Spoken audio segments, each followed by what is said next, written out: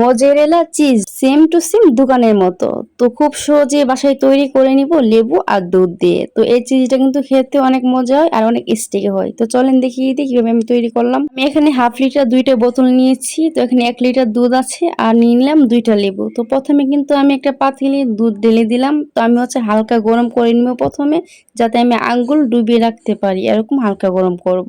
দুধটা আমি হালকা গরম করে নিয়েছি আর এখানে নিয়ে নিয়েছি 5 টেবিল চামচ লেবুর রস। তো এখানে আমি একটা অর্ধেকটা লেবুর রস নিয়েছি। তো এবার অল্প অল্প করে ডালছি আর নাড়াচাড়া দিয়ে নিচ্ছি। তো আমি কিন্তু সবটুকু লেবুর রসই দিয়ে দিব, তাহলে ছানাটা খুব সুন্দরভাবে হয়ে যাবে। তো ছানাটা কেটে নিচ্ছি আগে। দুধ কিন্তু বলক ওঠানো যাবে না, হালকা কুসুম গরমই থাকতে হবে। তো এই তো আমার কিন্তু ছানা কাটা শেষ হয়ে গিয়েছে। এবার আমি ঢেলে ফেলবো একটা ছাঁকনিতে।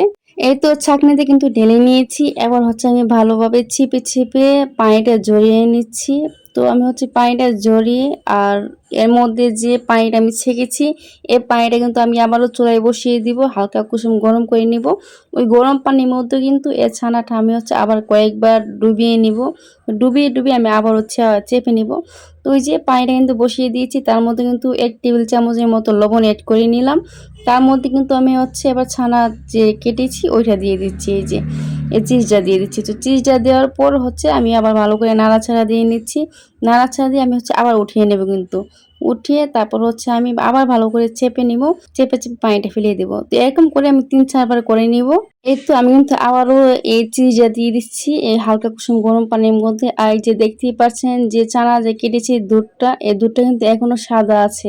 মানে এই দুধটা কিন্তু 1 নাম্বার খাঁটি দুধ। তো আপনারা চেষ্টা করবেন 1 নাম্বার খাঁটি দুধ দিয়ে তৈরি করা, তাহলে কিন্তু চিজটা বেশি ভালো হয়। তো এই চিজটা কিন্তু এখনই দেখেন কত স্টিকি হয়েছে, দেখে মনে হচ্ছে চিজ পুরাই হয়ে গিয়েছে। এখনই দেখেন কত স্টিকি, আমি টানছি তারপরে কিন্তু এরকম ছড়িয়ে যাচ্ছে।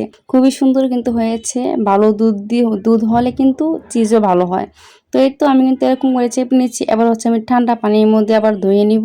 একটা পাত্রে কিন্তু আমি বরফ ঠান্ডা পানি নিয়ে নিলাম। এবার চিজ আমি দিয়ে দিচ্ছি পানির মধ্যে। তো চিজটা দিয়ে আমি হালকা করে ধুয়ে নিচ্ছি চেপে চেপে। তো চেপে চেপে ধুয়ে তারপর কিন্তু আমি ছাঁকনিতে উঠিয়ে নিব। ছাঁকনিতে উঠিয়ে তারপর আমি ভালো করে চেপে পানিটা ফেলে দেব। এই তো আমি কিন্তু আবারও দেখিয়ে দিচ্ছি কতটা স্টিকি হয়েছে চিজটা। তো এবার কিন্তু আমি ভালো করে একটা গোল শেপ দিয়ে নিচ্ছি। তো গোল শেপ দিয়ে তারপর আমি একটা পলিথিনের মধ্যে বলটিয়ে আমি ডিপে রেখে দিচ্ছি। তারপর আমি আবার দেখিয়ে দিব। তো এই তো ডিপে থেকে কিন্তু আমি 2 ঘন্টা পর বের করে নিয়েছি। আর এই যে চিজটা অনেক শক্ত হয়ে গিয়েছে। এবার আমি গ্রেট করে দেখিয়ে দিচ্ছি চিজটা কেমন হয়েছে। এই তো আপনারা কিন্তু দেখতেই পাচ্ছেন চিজটা কেমন হয়েছে। আর বাসায় তৈরি চিজ কিন্তু খুবই মজা। আর এই চিজটা কিন্তু দোকানের চিজ থেকেও অনেক মজা। এই তো আমি চিজটা কিন্তু গ্রেট করে দেখিয়ে দিচ্ছি। আর এই চিজটা বাসায় তৈরি করে যে একবার খাবে সে শুধু বাসায় তৈরি করবে, বাইরে থেকে কিনে আনতে চাইবে না, কারণ বাইরের চিজটা থেকে বাসার চিজটা খুবই ভালো। তো আমার এই ভিডিওটা আপনাদের ভালো লাগলে লাইক কমেন্ট শেয়ার করে দিবেন। আর অবশ্যই আমার চ্যানেলটি সাবস্ক্রাইব করে আমার পাশেই থাকবেন।